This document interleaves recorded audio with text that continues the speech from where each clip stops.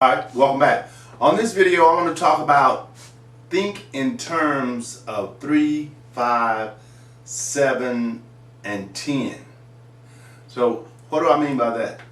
I mean, as you're creating products, or as you're doing research, or as you're posting products, think in terms of 3 steps to greatness, or 5 ways to figure out how to whatever, or 7 ways to X, right? 10 things that everyone likes and needs to know.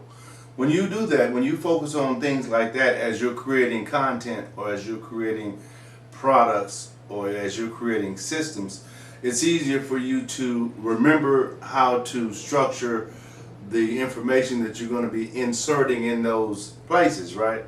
And when you do your research will be based on collecting information in line, directly in line with how many of those things that you plan to share with your audience, right? So it makes it a lot easier when you're looking for 3 things or 5 things or 7 things opposed to just looking. Right? You're looking specifically for certain things that you want to share with your audience that you feel will be important to them and help them gain a perspective about what they're doing that maybe they didn't know, right? Which always helps move the needle or gets them closer to where they're trying to go.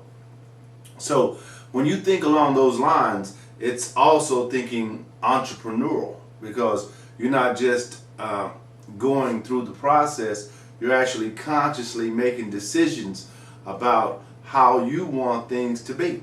That's what entrepreneurs do. They create things their own way.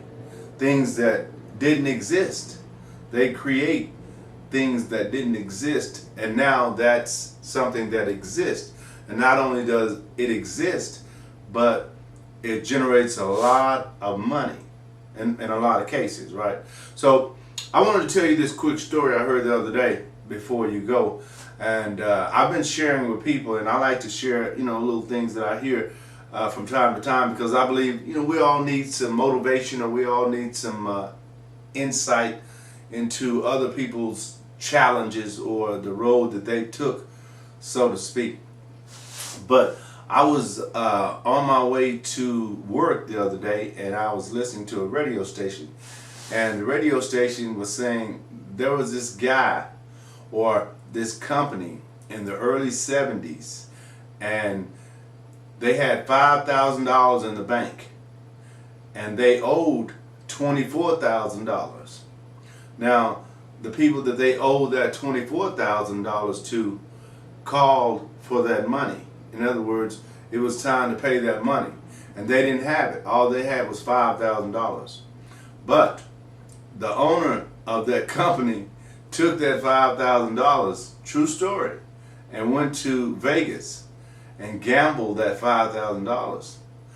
But he won $27,000, and he came back and paid that $24,000 off. Now, after he paid that $24,000 off, the company didn't go bankrupt. But today, that company is worth over $500 billion with a B. Do you know what that company is? I'll wait. Okay, long enough. FedEx. Isn't that incredible? I love stories like that, because it lets you know, and it lets me know that you can do it. But it also lets me know that it's not going to be easy, because that decision to go to Vegas and take that risk, wow, if that doesn't turn out right, that won't turn out right? So you have to be willing to take a risk, put it all on the line. Sometimes you don't.